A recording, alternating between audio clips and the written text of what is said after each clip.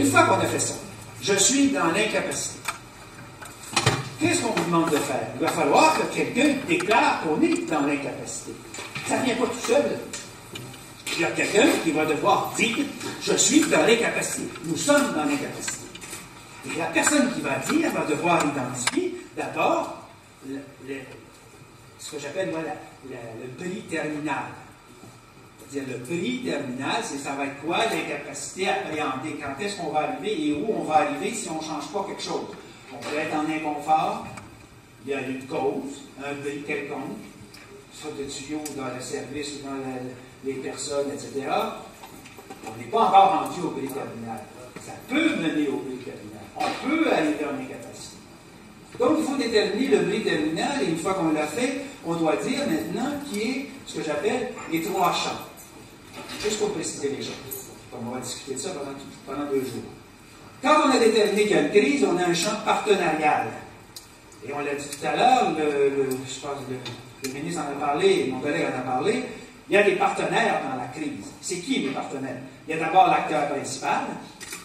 Et attention, je suis obligé de dire à mes étudiants, qu'on peut se dire à nous-mêmes, comme communicologue, pour ça que je reviens sur ce thème-là, on sait bien que comme communicologue, on a un client, on travaille pour quelqu'un, ou on a un partenaire privilégié. Donc, il y a un acteur principal qui n'est pas nécessairement celui qui est la cause. Ça peut être l'acteur secondaire, on va voir maintenant.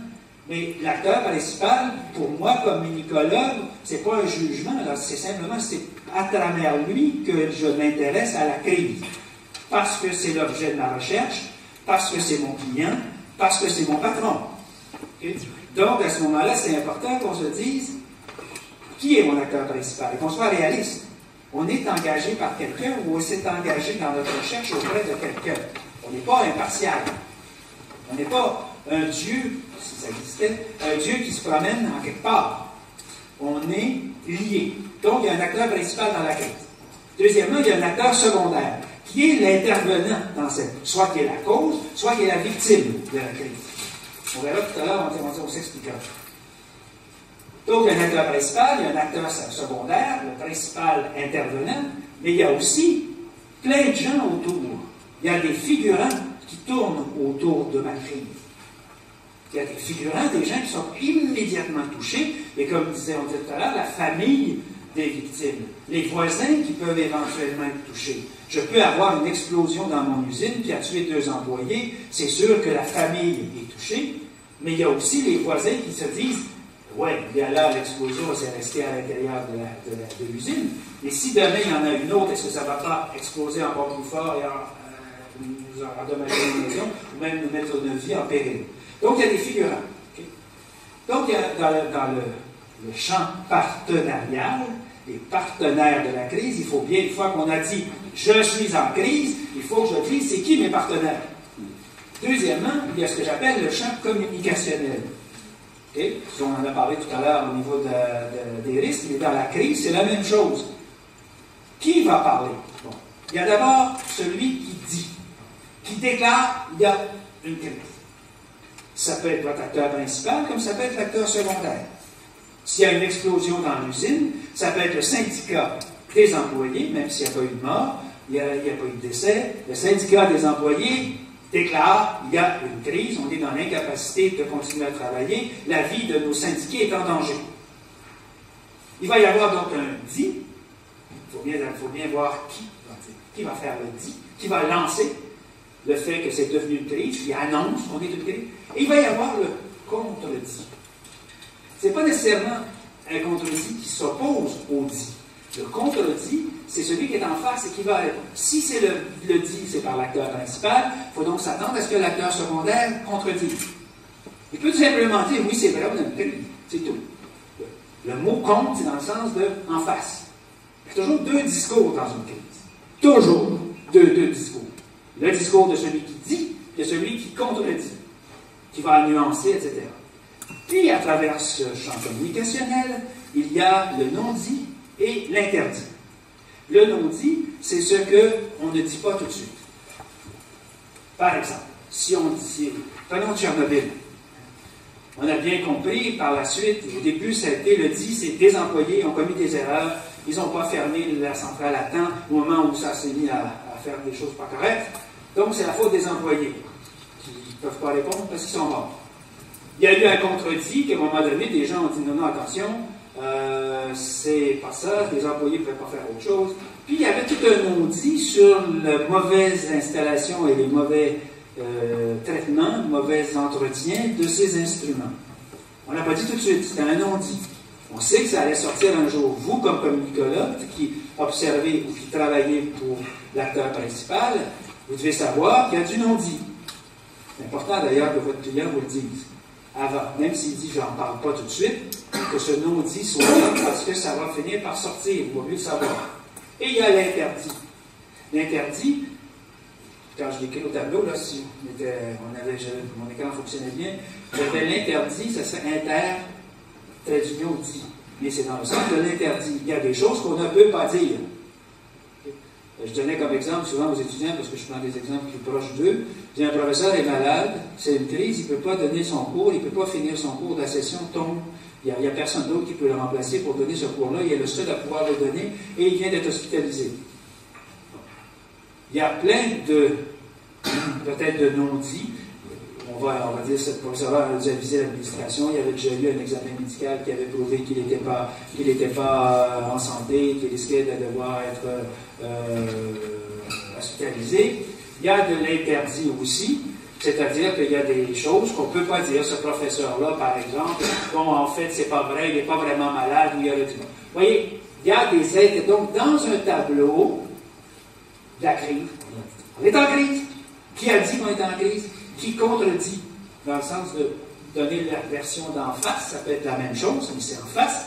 Mais il y a du non-dit qui éventuellement va être dit, si ça continue. Puis il y a de l'interdit que vous savez qu'on ne peut pas dire.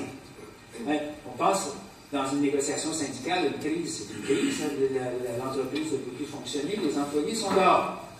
Ils ne devraient pas rentrer. On sait très bien que les employeurs méprisent, supposons que c'est ce scénario, méprisent les employés et disent de toute façon, bon, ils ne veulent pas travailler. Vous savez, toute cette vieille théorie sur les relations entre patrons et employés, X et Y, vous imaginez. Bon, il y a des gens, quand même encore aujourd'hui, des patrons et des patronnes qui considèrent que les employés ne mériteraient pas de travailler et qui leur font honneur de les faire travailler. Ben ça, c'est de l'interdit. Hein? Vous, comme communicologue, vous savez que c'est dans leur tête, mais vous devez vous assurer que c'est interdit, que ça ne doit pas le dire. Ça ne doit pas sortir. Vous devez prévenir vos clients que ça ne doit pas se faire. OK, on a fait le champ partenarial, c'est qui les joueurs. On a fait le champ communicationnel, c'est qu'est-ce qu'on dit, qui dit. Le dernier champ, ça va être le champ médiatique.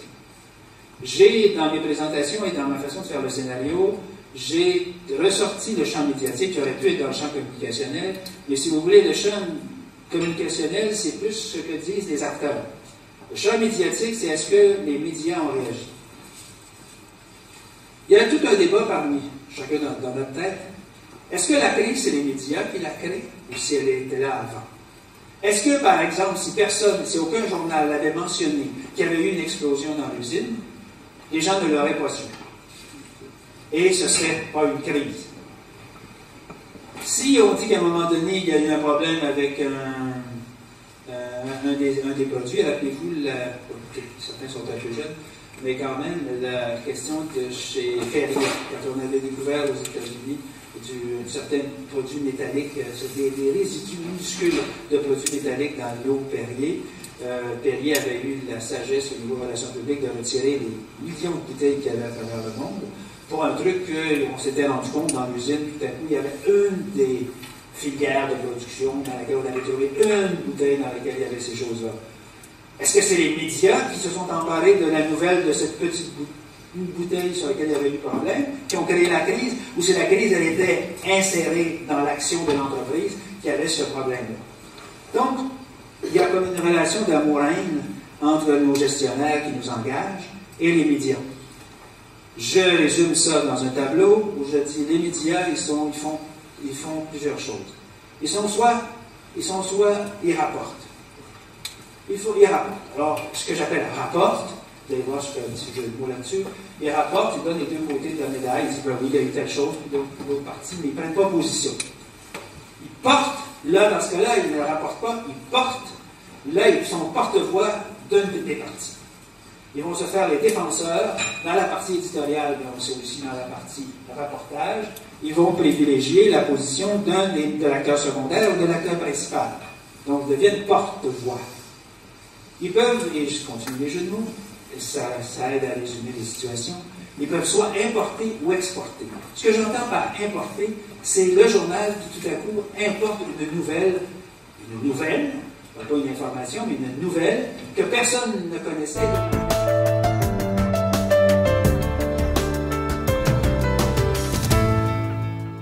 Qui va décider ça? Qui va déclarer ça? Qui va identifier ça? Qui va identifier le moment où on décide qu'on est en crise? Qui va faire le portrait du champ partenarial? Qui va faire le portrait du champ médiatique? Qui va faire le portrait du champ communicationnel? C'est là que je dis flèche, bouclier, pavois. Je disais flèche, ça peut être une façon d'identifier un problème et un genre de catharsis. Et il y a des gens qui vont provoquer la crise, qui vont la développer pour régler un problème qui était latent dans l'organisation. C'est donc un instrument de gestion, la crise. Je suis d'accord que je pensais le ministre qui disait que c'est pas toujours une solution, la crise. Hein, mais il y a des gens qui utilisent la crise comme instrument de gestion. C'est une opportunité. Ouais, ça peut être une opportunité, d'ailleurs, c'est au japonais ou en chinois, que crise, ça dit avec un symbole qui dit à la fois danger et l'opportunité. Alors, flèche.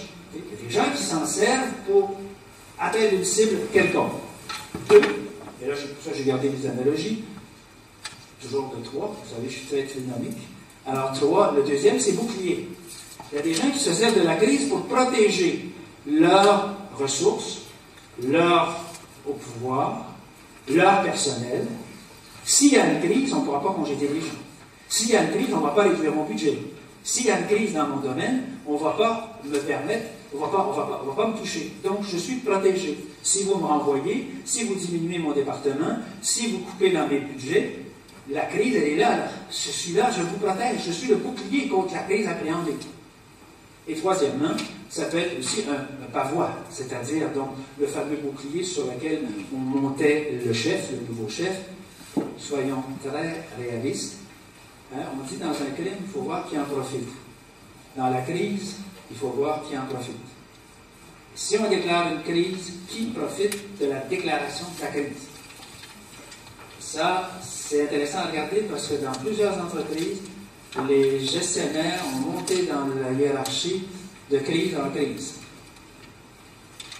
On n'a pas besoin d'ailleurs de regarder que dans les entreprises, regarder dans les pays, dans les gouvernements. Sans les crises, est-ce qu'aux États-Unis, on aurait le même gouvernement, sans la crise qu'il y a eu? Et surtout le même re-gouvernement. Et c'est la même chose dans bien des pays. Donc, dites-vous bien que lorsqu'on parle de crise, ce n'est pas de façon légère.